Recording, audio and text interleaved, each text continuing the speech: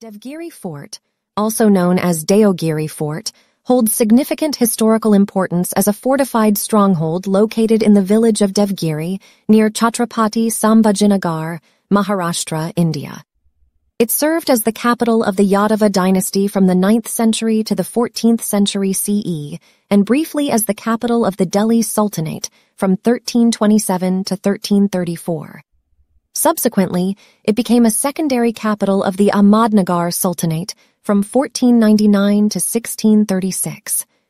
During the 6th century CE, Devgiri emerged as a prominent town in the uplands near present-day Chatrapati Sambhajinagar. Situated along caravan routes leading to western and southern India, the triangular fortress within the city was initially constructed around 1187 by the first Yadava king, Bhillama V. In 1308, the city was annexed by Alauddin Khalji of the Delhi Sultanate, which held dominion over a significant portion of the Indian subcontinent.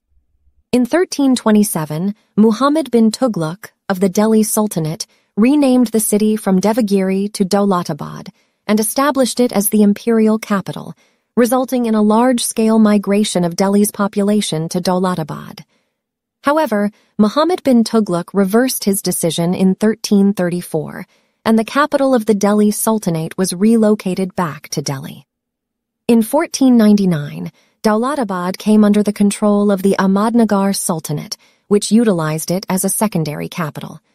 In 1610, in the vicinity of Daulatabad Fort, the new city of Aurangabad, initially known as Khadki, was founded to serve as the capital of the Ahmadnagar Sultanate. This development was spearheaded by Malik Ambar, an Ethiopian military leader who was brought to India as a slave but rose to prominence as a popular prime minister of the Ahmadnagar Sultanate. The majority of the existing fortifications at Daulatabad Fort were constructed during the reign of the Ahmadnagar Sultanate. The city's hill fortress, known as Devagiri or Deogiri, is situated on a conical hill approximately 200 meters in height. The Yadava dynasty rulers strategically carved the lower slopes of the hill, creating 50-meter vertical sides to enhance its defensive capabilities. Access to the fort is limited to a narrow bridge, allowing the passage of only 2 people at a time. Additionally, a long gallery carved into the rock provides a gradual upward slope for ascent. Within this gallery, there are steep stairs midway that lead to a covered grating. During times of war, this grating would be used to maintain a large fire, serving as a defensive measure by the garrisons stationed above. At the summit, and at intervals along the slope, one can find formidable ancient cannons facing outward, ready to defend against potential threats. There is also a cave entrance located midway, intended to confuse and disorient enemies.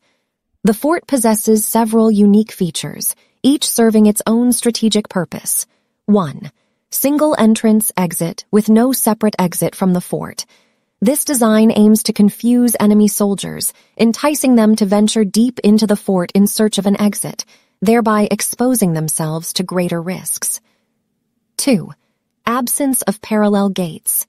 The lack of parallel gates disrupts the momentum of an invading army. Furthermore, the flag mast is positioned on the left hill, diverting the attention of the enemy towards it, while the actual gates of the fort are located on the right, adding to the confusion.